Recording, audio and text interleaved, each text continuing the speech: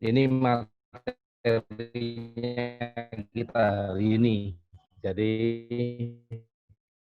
banyak yang akan menganggap ini sebagai ulangan ya, atau ya refreshing lah, kita refreshing ya. Dan juga masih juga kadang-kadang orang-orang baru yang belum mengerti ya apa yang dikerjakan, apa yang dilakukan di eh, terapi biomedis ya. Nah, terapi yang kita pakai itu sebenarnya terapi biomedis ya. Dasarnya terapi biomedis tapi modifikasi dengan cara yang lebih ya, karena terapi non satu ada dok terapi biomedis aja atau dok terapi non biomedis aja ya, kadang ada yang sukses kadang ada yang enggak. Kenapa seperti itu ya, karena masalahnya anak-anak itu beda ya. Kemudian saya juga ingin mengingatkan untuk yang baru, ya yang barangkali belum punya nomor telepon saya atau tempatnya kita belajar yaitu di mana, ya di sini. Ya. Kemudian saya akan nanti boleh meninggalkan nomor telepon saya ya, mana nomor telepon saya. Kasih, ini nomor telepon saya, nomor WA saya. Ya. Terus terang kalau telepon sama saya itu jarang, susah diangkat. Ya karena memang saya buat mute, ya, jadi tidak kedengeran atau saya nggak mau diganggu. Karena ya banyak ya yang kontak sehingga ya saya akhirnya nggak punya kesempatan untuk bekerja. Tapi kalau saya punya kesempatan untuk menjawab, saya usahakan untuk bisa menjawab. Ya enggak apa-apa. Ini nomor saya bisa dihubungi, boleh lewat grup, boleh lewat Wapri. Ya. Kemudian untuk belajarnya, materinya kebanyakan saya masukkan di dalam Telegram. Ya, jadi bisa diambil di Telegram, dibaca di Telegram. Itu termasuk sharing testimoni dari orang tua. Ya. Ya, kenapa penting buat kita di sana ya? Karena kita ingin saling memotivasi, menguatkan untuk jangan menyerah. Ya, bahwa kesembuhan itu selalu ada, kesempatan itu selalu ada. Ya. Kemudian kita mau sharing, ya terbuka, ya nama gak tutup-tutupi, kan kita juga nggak bohong, kita juga nggak nipu kok. Ya. Ya, ini orangnya bisa dihubungi langsung. Ya. Jadi kalau misalnya dibaca ada namanya siapa, mau ditanya langsung, ya itu orangnya ada, itu bukan bohong ya. Jadi apa yang dicantumkan ya itulah realita yang didapatkan dari orang tua. Ya, yang penting niat kita. Ya, kita lanjut lagi. Sebetulnya apa sih tujuan terapi dengan Dokter Ali? Ya, sebenarnya bukan Dokter Ali sekarang ya. Karena Dokter Ali kan para sahabat, para orang tua udah tahu memang Dokter Ali itu gak praktek. Ya, kalau praktek gak punya waktu. Gak punya waktu untuk belajar, gak punya waktu untuk ngajar, gak punya waktu untuk berbagi, gak punya waktu untuk bimbing. Ya, makanya Dokter Ali bukan dokter praktek. Ya. Ya, tapi tetap mau membantu, berusaha membantu. Ya. Banyak dari orang tua mungkin sudah tahu bahwa ya yang belum kenal saya mungkin nggak tahu, yang sudah tahu, sudah kenal saya, sudah lihat saya beberapa kali, ya mungkin mulai tahu dokternya aneh ya, roto-roto kelihatan beda. Ya ngaku aja deh, walaupun direkam. Ya karena memang dokternya itu penyandang autis. Ya, saya Asperger. Ya inilah sisa-sisanya saya. Ya. Saya punya seorang putri, yang sekarang juga dokter, juga Asperger. Ya.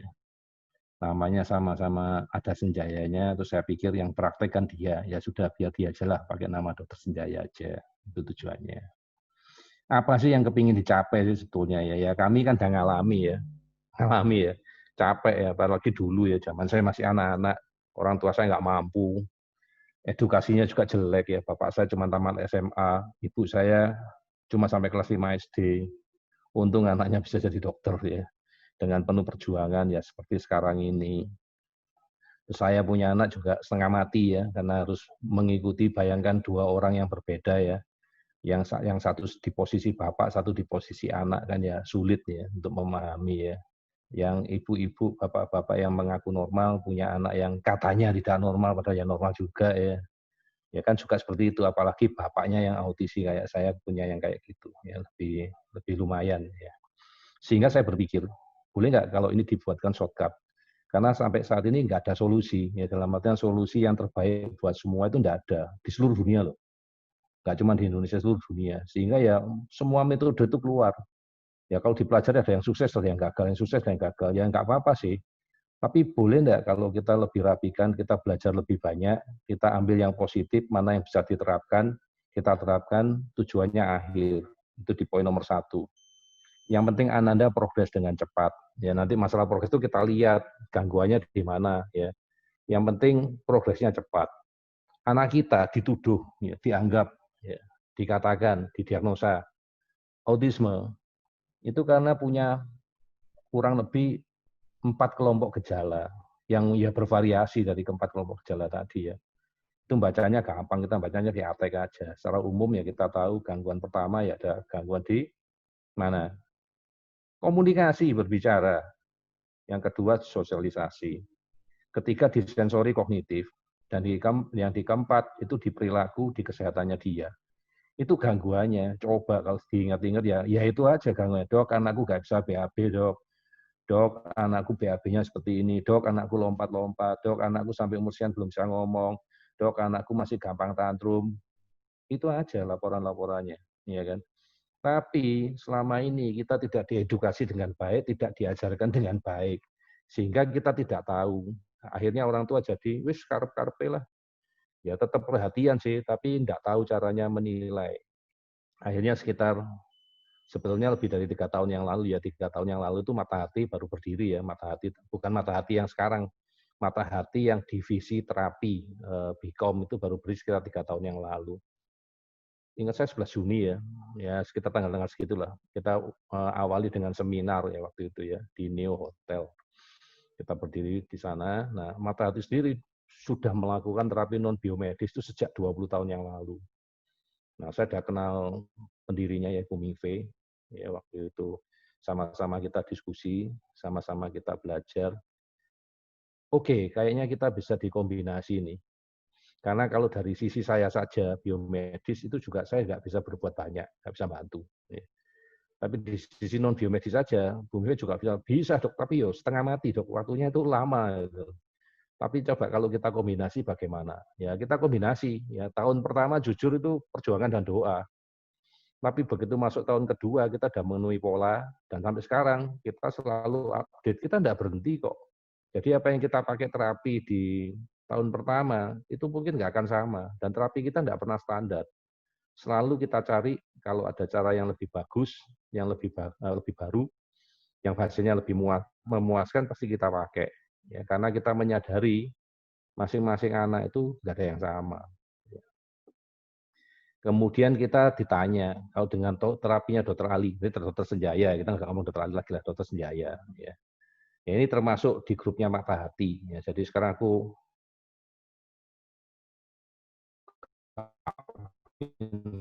izin sama yang punya Mata Hati, langsung aku mengklaim. Ya syukur aku nggak diusir sama orang Mata Hati ya. Ya orang Mata Hati ya biarin lah, Dokter Ali juga akan ganggu kok. Ya udah, aku nebeng Mata Hati ya, aku ikut di Mata Hati, saya ikut belajar. Jadi target kerjanya sama ya, di Mata Hati non biomedis dan sama di Dokter Ali yang kita sebut selanjutnya sebagai metode protokolnya Dokter Senjaya di Mata Hati itu sama ya. Nomor 1 kita lihat masing-masing anak. Itu yang penting mandiri dulu deh. Kita gak usah ngomong yang aneh-aneh deh. Yang penting dia bisa sendiri dulu yang lain-lain. Bisa pipi sendiri, bisa makan sendiri, bisa ganti baju sendiri. Itu dulu deh target kita yang utama. Nanti kalau itu sudah tercapai, kita lihat kemampuannya dia. Karena ya kita udah ngalami ya. Banyak kadang-kadang orang ngasih informasi itu nggak benar. Anak-anak yang autis itu dok selalu pinter-pinter. Kenyataannya enggak tuh. Gitu. Kan banyak ada yang gitu aja. Ya walaupun ada yang kayak hanya anak-anak yang normal, anak kita juga normal. Itu bervariasi. Ya bervariasi. Ada yang pinter, pinternya di bidang apa, ada yang di bidang seni, ada yang pinternya di bidang akademik, ya macam-macam. Makanya kita ngomong sama Bu Mika waktu itu, Bu, mungkin kalau sudah tercapai yang namanya mandiri, kita buat program yang namanya terampil. Minimal kalau orang itu seandainya, anak itu seandainya kemampuannya terbatas, ya kita jadikan pendekar satu jurus, tapi di jurus itu dia nggak akan pernah bisa dikalahkan. Jadi akhirnya aku ngomong ya kayak saya lah contohnya. Ya saya ini pendekar satu jurus. Saya disuruh ngomong bidang yang lain saya nggak bisa. Kadang-kadang sampai keluarga saya Sampai bingung, wong kamu lho, wong reparasi barang kecil, cuman masang steker, nyekur aja kok nggak bisa. Kamu bisa bongkar, nggak bisa masang. Ya aku pendekar satu jurus, aku bisanya cuman yang ilmu ini aja. Tapi kalau di ilmu yang ini, aku punya konsep, jangan sampai ada orang yang bisa mengalahkan saya. Saya harus selalu lebih maju dibandingkan dia. Dengan cara apa? Saya tetap akan berbagi ilmu dengan dia supaya saya tetap mau belajar. Ya ada aja cara yang jeleknya ya. Sudah dok supaya ada orang yang nyelip, dokter diem-diem aja, gak usah berbagi dok. Ya itu gak bener lah, aku gak suka yang kayak gitu ya.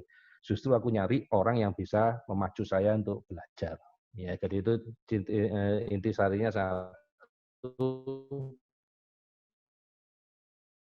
keterampilan. Nanti ya kasarnya di terapi non biomedis lah. Aku kan nggak bisa ngomong di Mata Hati karena Mata Hati cuma ada Surabaya, Mati Pasar ya.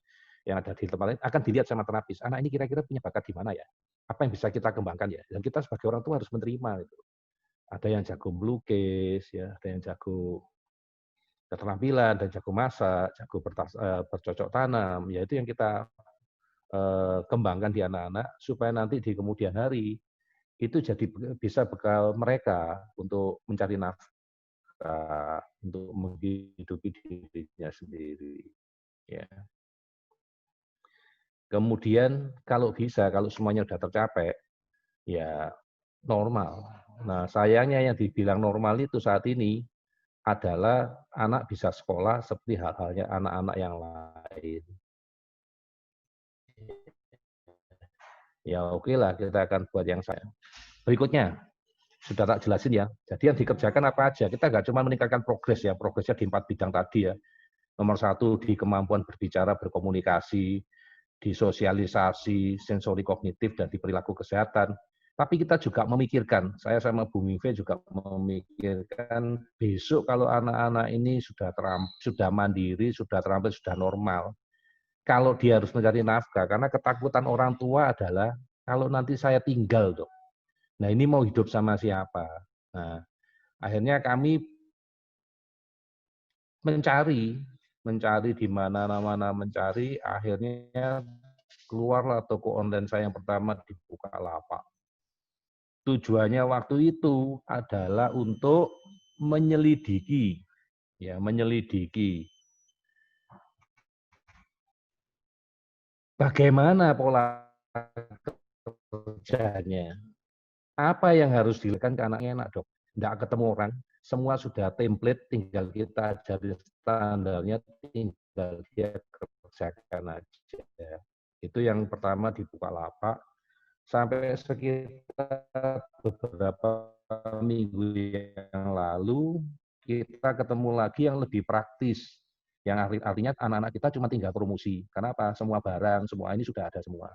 Yaitu saat ini yang masih bisa kita pikirkan untuk mereka. Sehingga kalau kita sudah tahu tujuannya besok untuk apa,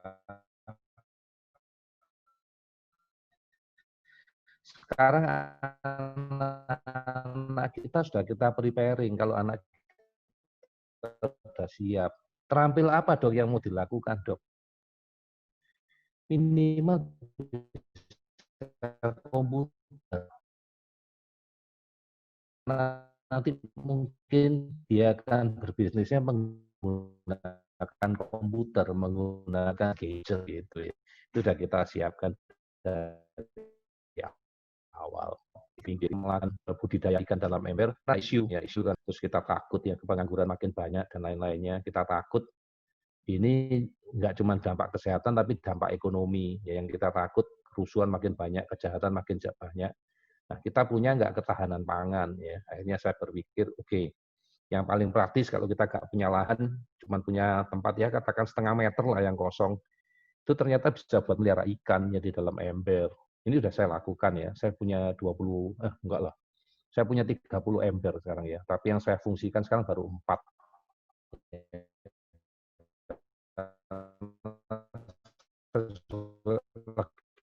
Belajar. Saya lagi gampang mati ikan lele, tapi saya sendiri nggak pelihara lele karena nggak ada yang suka makan lele. Jadi saya pelihara ikan nila. Ya.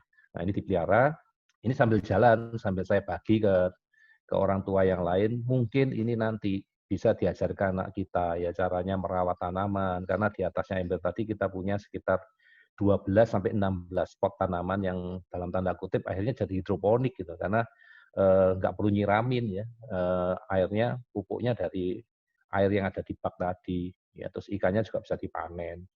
Kalau dari lele tadi sekitar 3-4 bulan panen ya sekali panen itu bisa dapat ya dari 100 ekor bisa dapat ya 80 ekor lah maksimal ya, karena yang lain bisa dimakan ya. Kemudian yang kalau dari sayur, kalau misalnya kangkung, yang pertama itu 21 hari karena dia dari benih. Kemudian yang berikutnya itu tinggal dipotong ya, nggak usah dipakai akar, itu 14 hari dia tumbuh lagi. Saya sudah eksperimen, saya sudah panen kangkungnya udah panen ya, udah panen 1 kali. Ya. Jadi ya tak rasa oke, itu bisa diajarkan ke anak-anak ya. Jadi mereka bisa mandiri